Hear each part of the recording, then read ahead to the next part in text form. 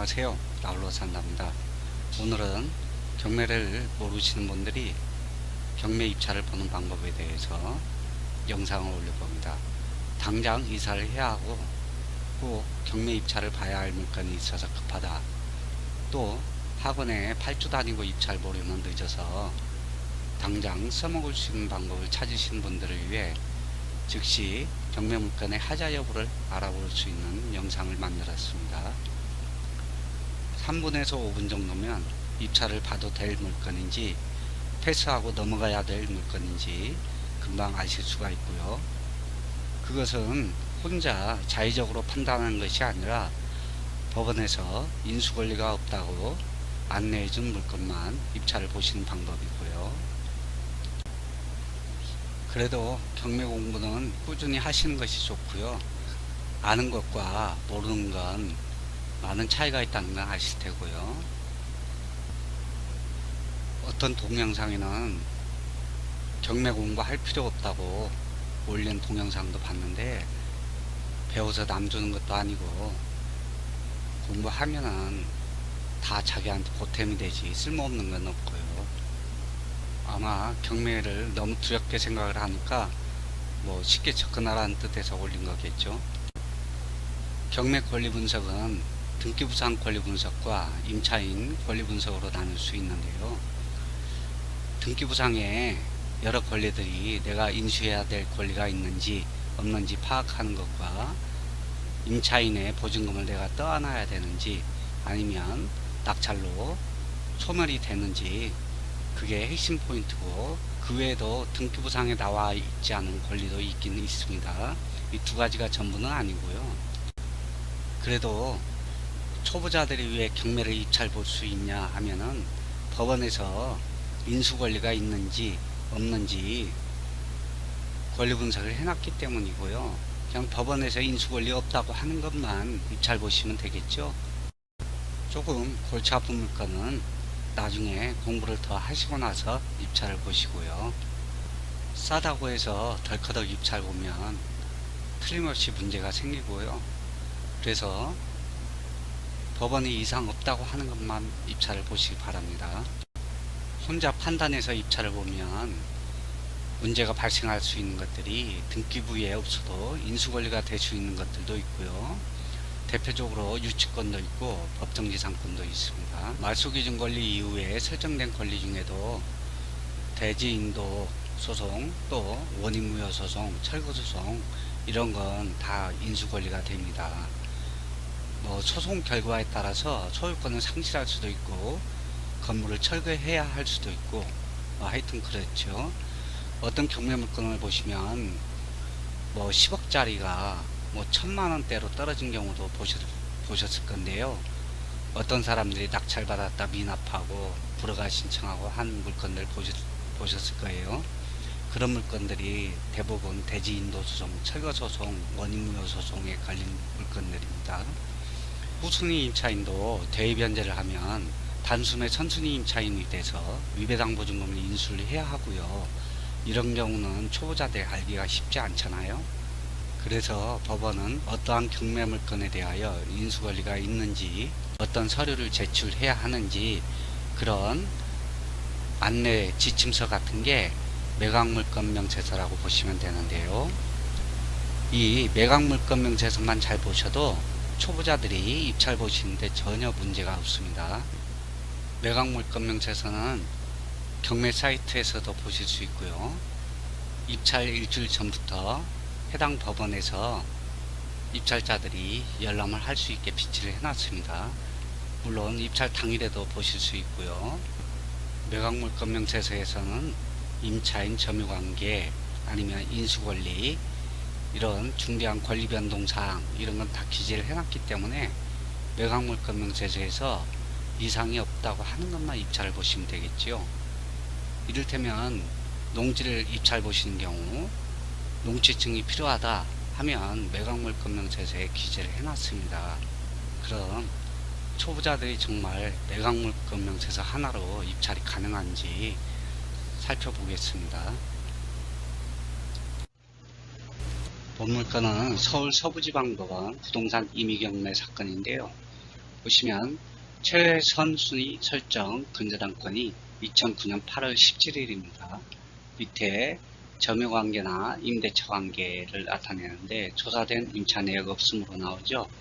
소유자가 점유하고 있다는 얘기고요. 다음 밑에 칸에 등기된 부동산에 관한 권리 또는 가처분으로 매각으로 그 효력이 소멸되지 아니하는 것 역시 공란으로 나와 있죠.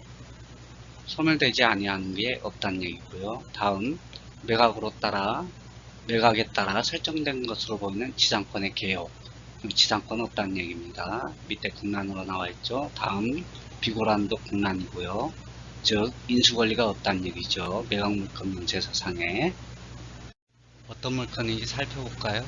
서울 서대문구 홍은동에 있는 아파트네요. 감정가 3억 7천이고 다음 1회 유찰돼서 2억 9,600입니다. 2020년 5월 10일 입찰 예정이고요. 보시면 근저당 설정일이 2009년 8월 17일 다음 밑에 개인 근저당이 있고 다음 압류 서울 서대문 세무서 가압류, 압류, 임의경매, 압류 등등 기타 권리들이 있죠. 전입세대 열람 결과 보면 2007년 7월 4일 날 전입한 사람이 있네요. 보면은 근저당 설정일보다 전입일이 빠른데 아까 매각물권 명세서에서 조사된 임차 내역 없다고 나온 거는 이 경우는 소유자가 점유하고 있다는 얘기고요. 만약에 임차인이 점유하고 있거나 뭐 선순위 임차인이 있다거나 그런 건 반드시 기입을 하게끔 되어 있습니다. 매각물권 명세서를 다시 한번 불러와 볼까요?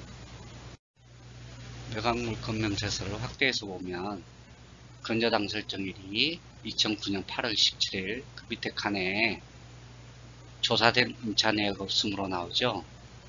아까 전입신고한 사람은 소유자란 얘기고요. 자 보시면 밑에도 인수권리 없음으로 나오죠. 이런 경우는 입찰을 보셔도 아무 문제가 없는 물건이고요. 만약에 문제가 생겨도 법원에서 불허가 신청이나 뭐 권리구제가 됩니다. 아까 그 물건뿐만 아니고 대한민국에 나와 있는 모든 경매물건은 매각물건 명세서 하나만 봐도 내가 입찰 봐도 될 물건인지 패스하고 넘어가야 될 물건인지 즉시 판단이 가능합니다. 한번 다른 물건을 봐볼게요. 서울 강서구에 있는 아파트인데요. 감정가 5억 4천, 최저 경매가 4억 3,200이네요. 2017년 11월 29일 농협에서 근저당을 설정했고 2002년 11월 21일 김땡땡이란 사람이 전입신고를 했네요. 그럼 이 물건이 이상이 있는지 없는지 매각물건 명세서를 한번 보자고요. 서울 남부지방법원 2019 타경 땡땡땡땡 부동산 강제경매 사건입니다. 근저당 설정일이 2017년 11월 29일 그 밑에 칸에 보시면 점유관계나 임대차 관계 조사된 임차 내역 없음 하고 나오죠. 아까 전입신고한 사람은 소유자나 채무자란 얘기고요. 다음 등기된 부동산에 관한 권리 또는 가처분으로 매각으로 그 효력이 소멸되지 아니하는 것 공란으로 나와 있죠. 소멸되지 않는 것 없다는 얘기고요. 다음 매각에 따라 설정된 것으로 보이는 지상권의 개요. 역시 공란이죠. 다음 비고란도 공란이고요. 즉 소멸되지 않는 게 없다는 얘기입니다. 이거는 시세조사만 잘해서 입찰 보면 된다는 얘기고요. 이렇게 초보자들도 매각물건 명세서만 보시면 이걸 내가 입찰을 봐도 될 물건인지 아니면 패스하고 넘어가야 될 물건인지 알 수 있고요. 자, 그럼 다른 물건을 한번 봐보겠습니다. 이것도 매각물건 명세서만 보면 내가 입찰 봐도 될 물건인지 패스할 물건인지 금방 알 수가 있는데요. 보시면 감정평가액이 2억 5천입니다. 최저 경매가가 2,600만원이고요. 뭐 보자마자 2억 5천짜리가 2천만원까지 떨어졌다고 뭐 덜끄덕 입찰 보면은 심각한 문제가 생기겠죠. 한번 어떤 물건인지 봐볼까요? 원동에 있는 이종 근린 생활시설이고, 근저당 설정일이 2017년 1월 3일. 다음 보증금 1억 8천만원에 누군가 임차인이 있네요. 다음 진행되는 걸 보면 2017년 12월 18일 날 누군가 낙찰을 받았는데 허가 취소를 받아냈고, 다음 2억 5천짜리가 33%까지 떨어지니까 누군가 싸보였는지 1억 2,800에 낙찰을 받았네요. 낙찰 받고 나서는 입찰 보증금을 몰수당했고요. 미납을 해가지고. 다음에 또 20%대까지 떨어지니까 뭐 2억 5천짜리가 5천만원대까지 떨어지니까 얼마나 싸 보이겠습니까? 또 누군가 또 6천만원에 또 낙찰을 받았습니다. 이 사람도 역시 대금 미납을 해서 입찰 보증금을 몰수당했고요. 또 다음 또 11%까지 떨어지니까 또 누군가 또 2억 2,700에 또 낙찰을 받았네요. 매각물건 명세서를 보죠. 근저당 설정일이 2017년 1월 3일, 임차인 전입신고일이 2016년 11월 04일입니다. 대항력이 있다는 건 아시겠죠? 이 사람 같은 경우는 외국인 같은데, 외국인은 주민등록 전입신고가 안 돼 있어서 외국인 거소신고로 가름을 합니다. 그래서 처음에 낙찰받은 사람은 아마 법원 조사관들이 현황 조사를 했을 때 전입신고가 안 되어 있으니까 임차인 없음으로 기재되어 있다든지 미상으로 기재되어 있겠죠. 그래서 허가 취소로 권리구제를 받은 거고요. 그 다음 사람부터는 보시면 이 비고란에 임차인 땡땡땡은 외국 국적의 동포로서 중국 사람인가 보죠. 주민등록이 되어 있지 않아 집행관의 현장 조사 보고서에 누락되었으나 관련법에 의하여 거소신고를 한 임차인으로 권리신고만 하였으므로 주의요함 하고 특별매각조건 매수보증금 20% 여기에 기재가 되어 있죠.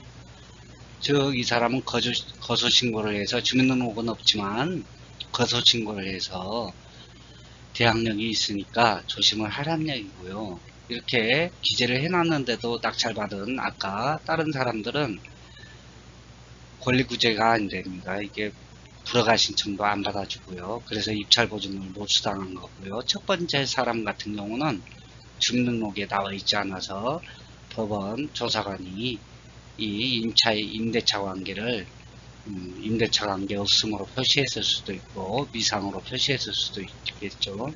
그래서 권리구제를 받은 거고요. 다음 사람들은 분명히 비고란에 이렇게 기재가 되어 있기 때문에 구제를 받을 수가 없고요. 이렇게 보시듯이 매각물건 명세서에 그런 인수권리가 있다거나 그 임차인 현황 그런 걸 다 나타내게끔 되어 있기 때문에 매각물건 명세서만 봐도 이 물건은 입찰 보면 안 되겠구나 금방 아실 수가 있잖아요. 근데 그 다음 사람들은 이 매각물건 명세서를 자세히 못 봤든지 건성으로 봤다든지 뭐 그렇겠죠. 외국인의 경우는 외국인 등록과 점유가 있으면 주택임대차 보호를 받을 수 있고요. 뭐 그게 아니더라도 비고란에 보시면 이 주의사항이 쭉 나와 있잖아요. 임차인에 대한 주의사항 그리고 특별매각 조건도 있고요. 이것만 봐도 그냥 함부로 입찰 봐서는 안 될 물건이거나 패스하자 하고 다른 물건 찾는 게 낫잖아요.